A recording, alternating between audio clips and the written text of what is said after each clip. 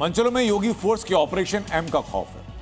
खबर है संत कबीर नगर से, जहां पुलिस की ओर से चलाए जा रहे ऑपरेशन मजनू में 226 मजनू पकड़े गए, उनसे माफीनामा भरवाया गया।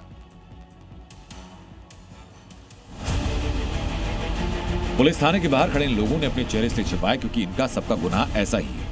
कोई लड़कियों से छिड़खानी करता पकड़ा गया, कोई बेवजह स्कूल कॉलेज के बाहर बाइक से चक्कर लगा रहा था। यूपी के संत कबीर नगर में मंचलों पर कड़ा प्रहार करते हुए योगी फोर्स ने ऑपरेशन मजनू चलाया, जिसमें लोग छात्राओं महिलाओं से छेड़खानी करते पकड़े गए।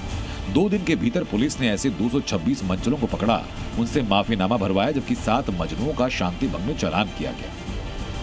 स्कूल कॉलेजों के आसपास मंडराने वालों, रास्तों में छेड़खानी करने वालों एवं कम उम्र में वाहन चलाने वाले लापरवाह युवकों के विरुद्ध व्यापक कार्रवाई की गई।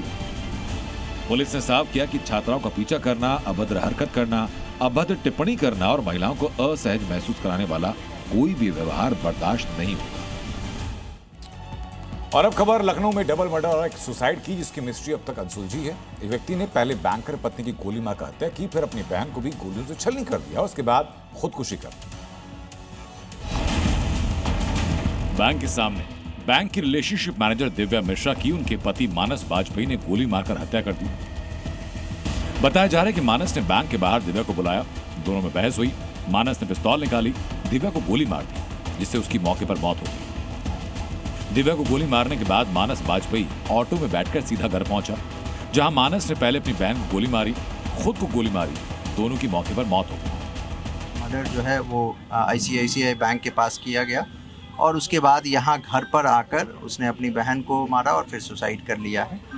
तो जितने भी जो घर है उस पर हम लोग, हमारी साइंटिफिक टीम ने, फील्ड यूनिट ने छानबीन कर ली है। प्रथम दृष्टया जो है पारिवारिक वाद विवाद की जो बात समझ में आ रही है। 2 मर्डर और 1 सुसाइड की इस वारदात ने लखनऊ को सन्न कर दिया। मानस और दिव्या की शादी करीब 12 साल पहले हुई, दोनों का कोई बच्चा नहीं था। 1 साल पहले दिव्या ने मानस से तलाक के लिए केस किया। इस वारदात के बाद सामने आए मानस ने व्हाट्सएप स्टेटस में लिखा, मैंने अपनी पत्नी की हत्या कर दी क्योंकि उसने मुझे धोखा दिया। अब मुझे खुद को और अपनी बहन को भी मारना है। उसकी बहन प्रज्ञा और उनके पति भरत यादव को सब कुछ पता है। मानस SBI की इंजीनियरिंग कॉलेज ब्रांच में फील्ड ऑफिसर था। उसके माता पिता की पहले मौत हो चुकी थी। बहन शिवा की मानसिक हालत ठीक नहीं थी। डबल मर्डर और सुसाइड के इस मामले ने अब कई सवाल खड़े किए, जिनके जवाब पुलिस ढूंढ रही है। लाखों का फ्राइंग पैन सुनकर आपको शायद झटका लगा होगा, लेकिन दिल्ली एयरपोर्ट पर विदेश से लाए गए नॉन स्टिक फ्राइंग पैन की जांच की गई तो ढक्कनों के हैंडल में सोने के टुकड़े छिपे थे।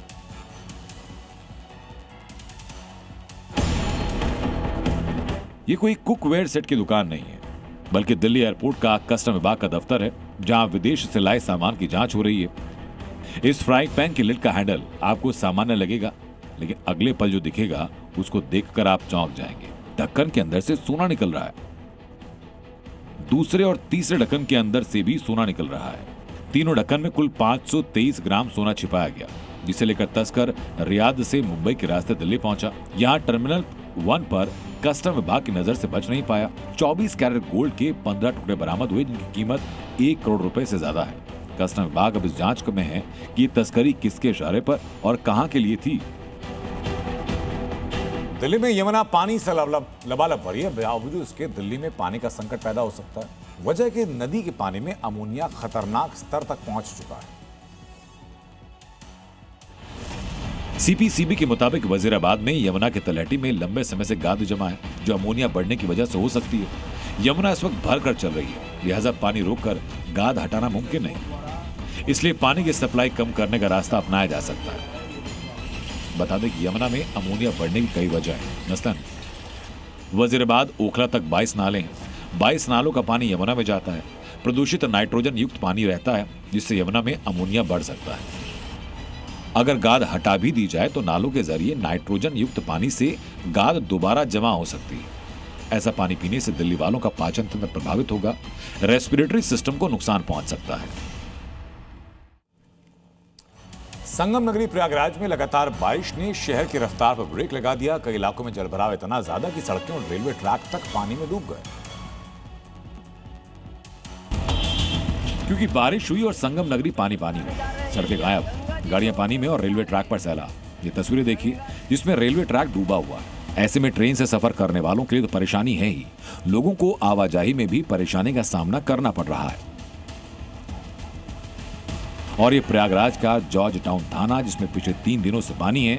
1 इंच भी पानी कम नहीं हो रहा। थाने के अंदर करीब 3 फीट पानी है। सड़कों पर भी पानी का कब्जा है। बारिश ने जनजीवन की रफ्तार थाम दी। कुल मिलाकर बारिश ने प्रयागराज की रफ्तार पर ब्रेक लगा दिया। ये तस्वीरें शहर के ड्रेनेज सिस्टम की तैयारी पर सवाल खड़े कर रही है।